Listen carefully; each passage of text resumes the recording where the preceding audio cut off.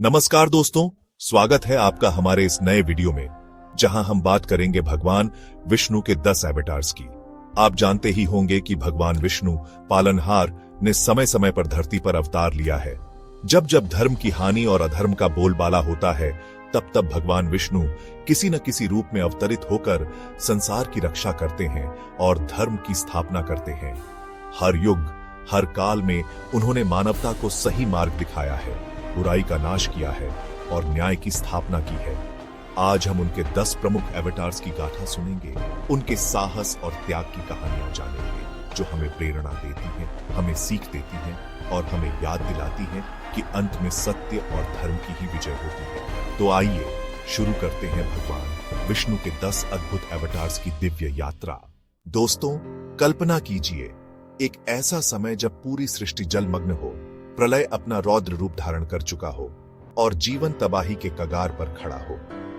ऐसे भयावह समय में भगवान विष्णु ने मत्स्य अवतार धारण किया, एक विशाल मछली जिसने अपने ऊपर राजा सत्यव्रत और सप्तर्षियों को स्थान दिया, जो धरती पर जीवन की अंतिम निशानी थे।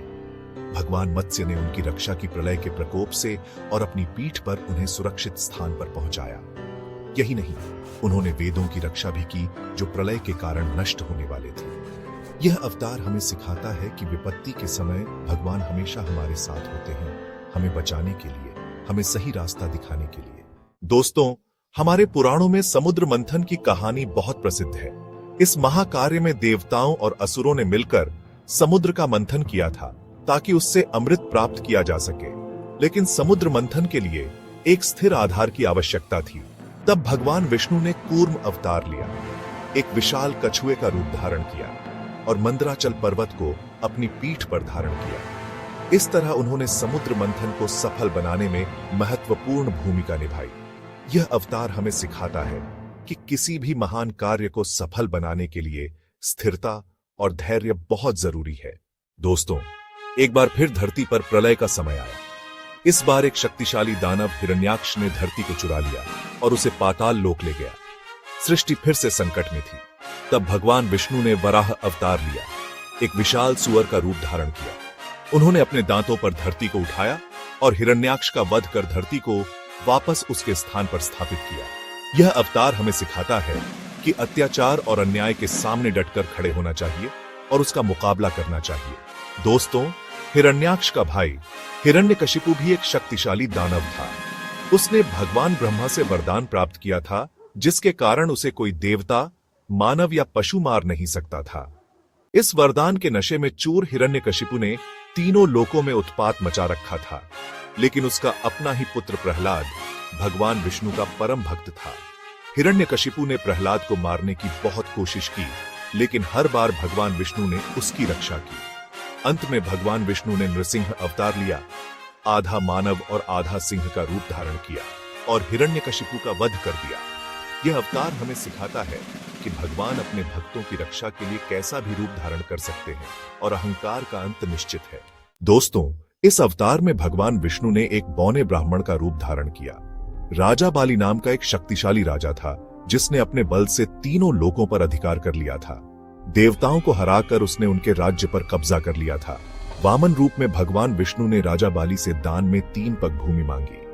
राजा बाली ने उन्हें 3 पग भूमि देने का वचन दे दिया। तब भगवान विष्णु ने अपना विराट रूप धारण किया और 2 पगों में ही पूरा ब्रह्मांड नाप लिया। तीसरा पग रखने के लिए उन्होंने राजा बाली से पूछा कि वह कहां रखें।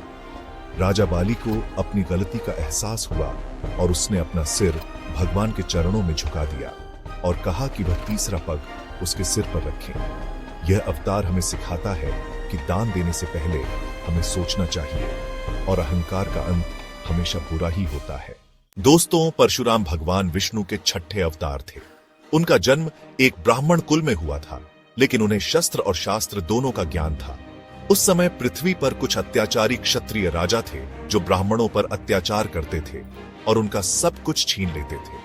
परशुराम ने ऐसे अत्याचारी क्षत्रियों का संहार करके पृथ्वी को उनसे मुक्त कराया। कहा जाता है कि उन्होंने 21 बार पृथ्वी को क्षत्रिय विहीन कर दिया था।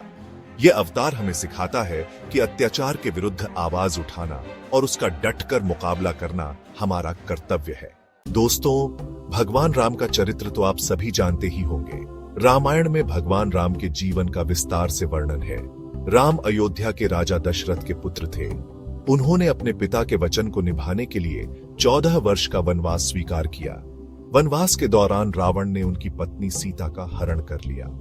राम ने अपने भाई लक्ष्मण और भक्त हनुमान की सहायता से रावण का वध किया और सीता को वापस लाए। राम हमें धर्म, सत्य, न्याय, त्याग और प्रेम का पाठ पढ़ाते हैं। उनका जीवन हम सभी के लिए एक आदर्श है।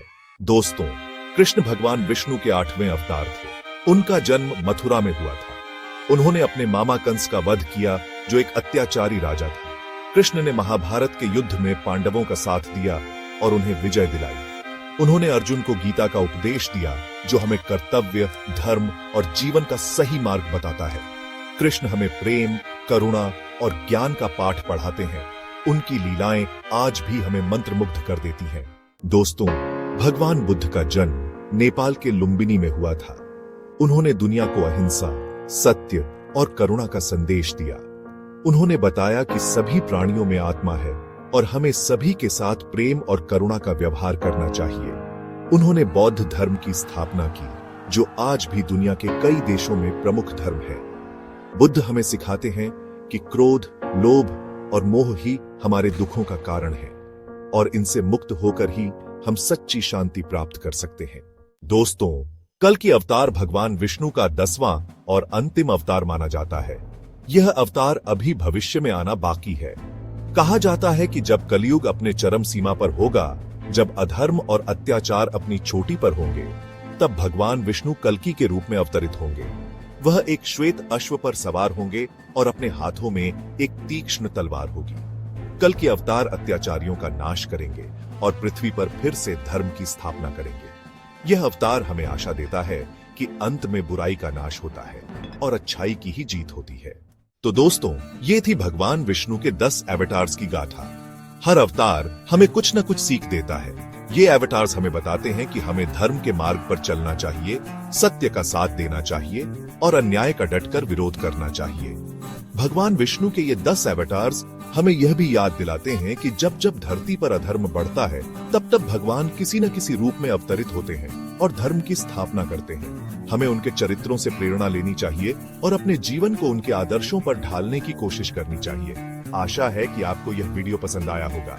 अगर आपको यह वीडियो पसंद आया हो तो इसे लाइक कीजिए, शेयर कीजिए और हमारे चैनल को सब्सक्राइब कीजिए। नमस्कार।